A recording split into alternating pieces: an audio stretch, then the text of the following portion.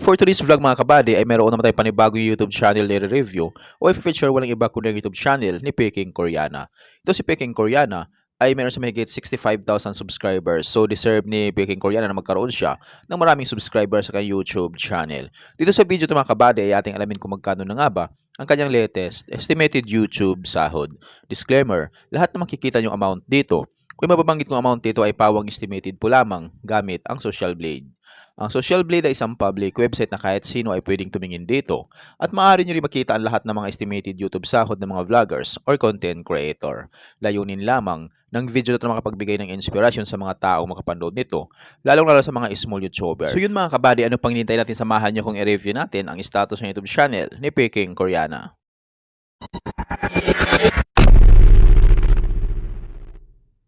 So yun mga kabady, dito tayo sa official YouTube channel ni Peking Koreana dito sa Social Blade. So dito makikita natin na umabot na sa 66,000 subscribers. Ito si Peking Koreana. So deserve niya magkaroon ng maraming subscribers sa kanyang YouTube channel. At meron siyang 54 uploads na video. Total lang niyang video views umabot na sa mahigit 6.7 million. Ginawa kang YouTube channel noong November 19, 2025. Total grade C+.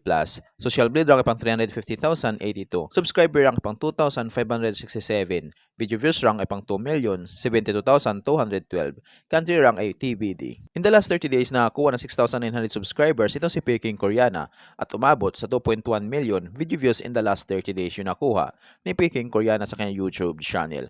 So yung mga kabady, dito naman tayo ngayon sa kanyang YouTube stats summary. So dito natin makikita yung mga nadagdag niyang subscribers, video views at yung kanya naman estimated earnings. Pero ititingnan natin dito mga kabady ay yung daily average at weekly average. So sa kanyang daily average nakakuha siya ng $18 at yung highs na may umabot sa $283. I-convert natin sa peso. Simula convert sa lowest na mayroon siyang $18 i-times din sa 59 ay mayroon siyang 1,062 pesos na posibleng kitain sa loob ng isang araw. At kung umabot niya yung highest na sa $283 i-times din sa 59 ay mayroon siyang 16,697 pesos na posibleng kitain sa loob ng isang araw.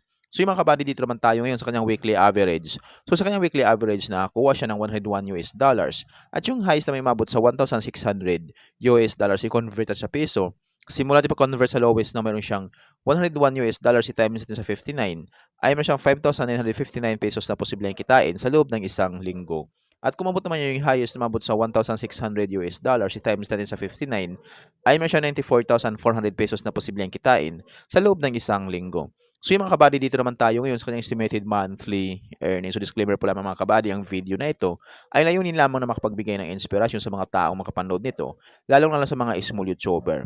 So dito sa estimated monthly earnings ni Peking Koreana ay umabot sa $531 sa lowest at yung highest na may umabot sa $8,500 i-convert natin sa peso. Simula convert sa lowest na mayroon siyang $531 i-times natin sa 59 ay mayroon siyang 31,329 pesos na posibleng kitain sa loob ng isang buwan. At kung umabot naman yung highest na umabot sa $8,500 i-times natin sa 59 ay mayroon siyang 501,500 pesos na posibleng kitain sa loob ng isang buwan. Pero maaaring magbabago pa ito mga kabady, depende sa views na makukuha ni Peking Koreana. So dahil ang sahod ng mga vloggers or content creator, nakadepende sa dami ng views, hindi sa dami ng subscribers. At lang yung tulong din, yung mga viewers na hindi nag-i-escape ng ads. So kapag once hindi po tayo nag-i-escape ng ads, medyo lalaki ang YouTube sahod ni Peking Koreana. So deserve lahat ng mga PB team na magkaroon sila ng malaking sahod sa kanilang YouTube channel, lalong-lalo na si Idol Pugong Biyahero. Sa mga hindi pa nakapag-subscribe sa YouTube channel ni Peking Koreana, i-subscribe nyo na yung kanyang YouTube channel.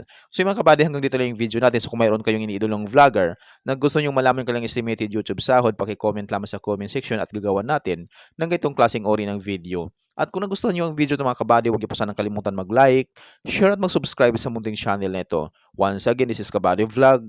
Peace out.